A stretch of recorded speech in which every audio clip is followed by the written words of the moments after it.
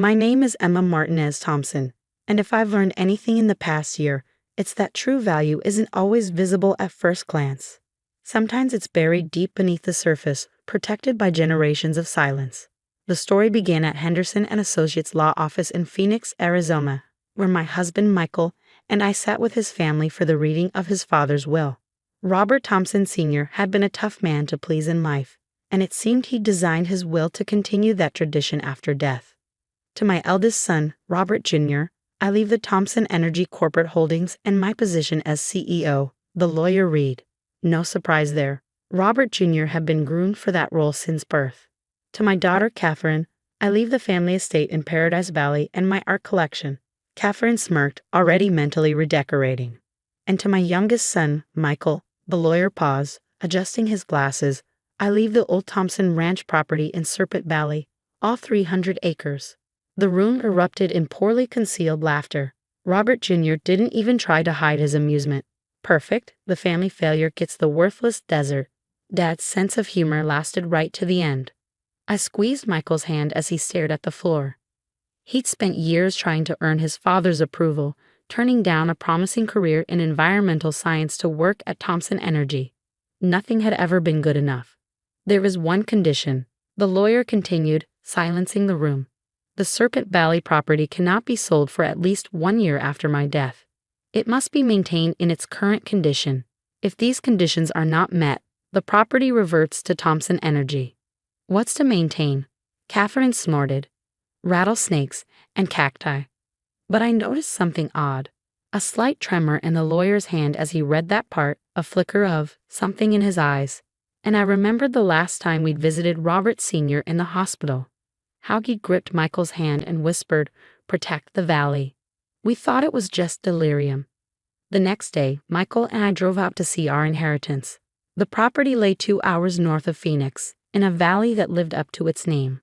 The winding road was marked by a weathered sign, Thompson Ranch, no trespassing. Dad used to talk about this place, Michael said as we bumped along the dirt road. Said his grandfather won it in a poker game back in the 1920s. Never did anything with it except pay the property taxes. The valley opened up before us, a stunning expanse of red rock and desert sage. In the distance, ancient cliffs rose like guardians, their faces etched by centuries of wind and rain. It was beautiful in a harsh, untamed way. Look, I pointed to a cluster of old buildings, a small ranch house, a barn, and what looked like a storage shed, all weathered by decades of desert sun. As we explored the ranch house, I couldn't shake the feeling that we were missing something. The buildings were old but solidly built. The location, while remote, had a strange beauty. Why had the Thompson family held onto this property for 3 generations without developing it? "Hey, come look at this," Michael called from what must have been his grandfather's office. He was holding a dusty ledger, its pages yellow with age. The ledger contained meticulous notes about the property, but they were odd. Instead of the expected ranch records, there were entries about geological surveys never filed, visitors turned away, and repeated mentions of something called the Guardian's Trust. "Your father kept this place exactly as his father left it," I mused, flipping through the pages. "And his father before him. Why?" Before Michael could answer, a truck appeared in the driveway. Not the shiny SUVs his siblings drove, but an old pickup with tribal plates. A man stepped out, tall, weathered, probably in his 60s, wearing a turquoise belt buckle that caught the sunlight. "I am John Red Cloud," he said as we walked out to meet him, chief of the Navajo Nation's Council of Elders. "I've been waiting for you." Michael and I exchanged glances. "Waiting for us?" Chief Red Cloud nodded solemnly. "Your grandfather, your father's father, he was a friend to our people. He understood what this valley truly is, what it protects." "Protects?" Michael asked. The chief's eyes swept the valley, settling on a particular formation in the cliffs. "There are things in this world that should remain undisturbed. Your great-grandfather learned this. Your grandfather honored it. Your father," he paused, "your father struggled with the knowledge, but in the end he chose wisely." He reached into his truck and pulled out a worn leather map case. "Before your father died, he asked me to give you this when you were ready. I think that time is now." Inside the case was an old map of the valley, but unlike any map I'd seen before. It showed strange markings, ancient paths, and symbols I didn't recognize. And there in the center was something that made my breath catch, a detailed drawing of what lay beneath the valley floor. "This isn't just land," Chief Red Cloud said quietly. "This is sacred ground. And now you are its guardians." As the sun set behind the cliffs, casting long shadows across the valley, I realized why Robert Sr. had given Michael this inheritance. Not as a punishment, but as a test, and maybe, just maybe, as a chance for redemption. What we didn't know then was that others had already learned about the valley's secret, and they would stop at nothing to take it from us. The map Chief Red Cloud gave us changed everything. Beneath the valley's surface lay a vast network of underground springs and caves. But that wasn't what made the land sacred. The caves contained something far more precious, ancient petroglyphs and artifacts that told the story of the land's first peoples, preserved perfectly for thousands of years. The springs create a natural climate control system, Chief Red Cloud explained as we examined the map in the ranch house. "That's why the artifacts have survived so long. Your great-grandfather discovered the caves by accident while digging a well. When he realized what he'd found, he protected it," Michael finished, understanding dawning in his eyes. "That's why the family kept the land." "Yes, he made a pact with my grandfather, then chief of the council. The Thompson family would be the guardians, keeping the world away until the right time came." Before we could ask what the right time meant, the sound of approaching vehicles cut through the desert silence. Through the window, I saw 3 black SUVs racing up the dirt road, kicking up clouds of dust. "Right on schedule," Chief Red Cloud muttered, quickly rolling up the map. "Your brother works fast." Robert Jr. burst through the door without knocking, followed by 2 men in expensive suits. His face was flushed with excitement barely masked as concern. "Michael, thank God you're here. Listen, there's something you need to know about this property. Our geological survey team found some interesting readings. Thompson Energy is prepared to make you a very generous offer." "The land isn't for sale, Robert," Michael interrupted quietly. "You know the conditions of the will." Robert's fake smile faltered. "Don't be stupid, little brother. This is business. The survey shows potential for massive helium deposits. Do you have any idea how valuable those are? We're talking billions." "Helium deposits?" Chief Red Cloud's voice carried a hint of amusement.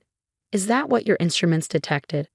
Robert finally noticed the chief's presence, his expression turning cold. "This is a private family matter. I'll have to ask you to leave." "Actually," I stepped forward, "Chief Red Cloud is here at our invitation. And he's right, your instruments aren't detecting helium deposits." The next hour was a crash course in the valley's true significance. Chief Red Cloud explained how the cave system's unique properties had preserved not just artifacts, but an entire lost history of the American Southwest.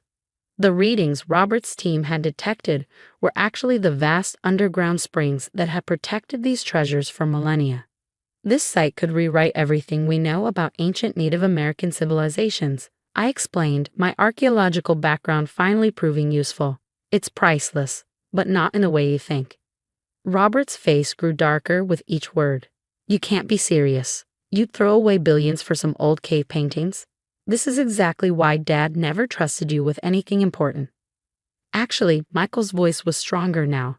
"I think this is exactly why he did trust me with this. Because he knew I understand its real value." "We'll see about that," Robert snarled, storming out. His parting shot carried clearly. "The will says you have to maintain the property. Let's see how long you can do that without money." He was right about one thing: maintaining 300 acres of desert property wasn't cheap. Over the next months, Robert threw every obstacle he could at us. Our water rights were mysteriously challenged, road access was disputed.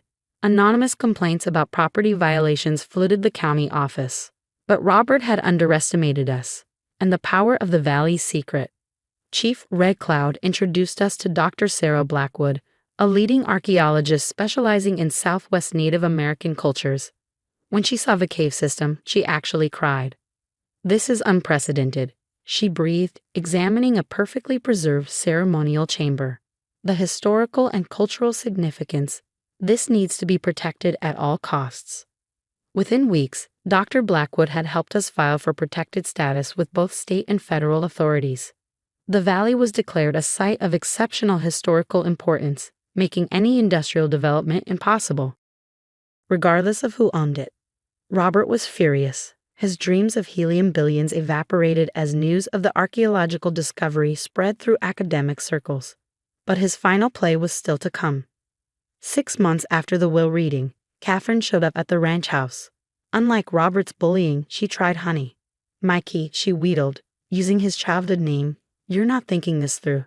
Yes, the caves are historically important, but think bigger. We could build a cultural center, a museum, a resort celebrating Native American heritage. Thompson Energy would handle everything. You wouldn't have to worry about maintenance costs." I watched my husband's face, seeing the old pull of family approval warring with his newfound sense of purpose. But when he spoke, his voice was firm. "The valley isn't a tourist attraction, Kath. It's a sacred trust." The answer is no. The honey vanished. "You always were Dad's biggest disappointment," she snapped. "Now I see why he gave you this worthless dirt. You deserve each other." But her words had no power anymore. Michael had found something stronger than his family's approval. He found his purpose. Working with Chief Red Cloud and Dr. Blackwood, we established the Serpent Valley Heritage Trust. The cave system was carefully documented while respecting its sacred nature. Select artifacts, chosen by the tribal council, were displayed in a small museum on the property, with proceeds supporting both site preservation and Native American education programs. 1 year after the will reading, Robert and Catherine returned, this time with lawyers. They claimed we had failed to maintain the property by allowing archaeological teams access. The hearing was held in the county courthouse. Robert's lawyers presented photos of research equipment, arguing this violated the will's requirement to keep the property in its current condition. Then our lawyer, the same one who had read the will, stood up. "I have here," he said, pulling out a sealed envelope, "Robert Thompson Sr.'s explicit instructions regarding the maintenance clause." He read, "The property must be maintained in its role as guardian of the valley's secrets, in partnership with the original guardians who showed my grandfather the truth." Robert Jr.'s face went white. The old lawyer continued, "Mr. Thompson approached me 10 years ago about this addendum. He knew exactly what would happen when his children learned about the valley." The case was dismissed. As we left the courthouse, I asked the lawyer why he hadn't revealed this earlier. Mr. Thompson was very clear, he smiled. Michael had to choose to protect the valley on his own, not because of his father's instructions. He had to prove he understood its true value. Today the valley remains a peaceful place, its secrets carefully protected. The old ranch house has become a research center, where archaeologists and tribal historians work together to unlock the mysteries of the caves while respecting their sacred nature. Michael has found his calling, combining his environmental science background with the valley's preservation. He's never been happier or more fulfilled. Robert and Catherine don't visit anymore, but sometimes I catch them looking at news articles about the unprecedented archaeological discoveries at Serpent Valley. Last week, we found something interesting in the old ranch house. A letter from Michael's great-grandfather to his son, written in 1943.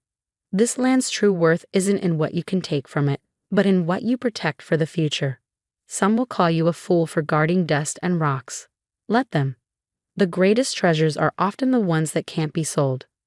As I watched the sun set behind the ancient cliffs, painting the sky in colors no artist could capture, I think about value. How it's measured not in dollars, but in preservation, in respect, in understanding what truly matters. Robert Sr. knew exactly what he was doing when he gave Michael this worthless inheritance. He wasn't punishing his youngest son. He was entrusting him with something priceless. And sometimes that's the greatest gift of all.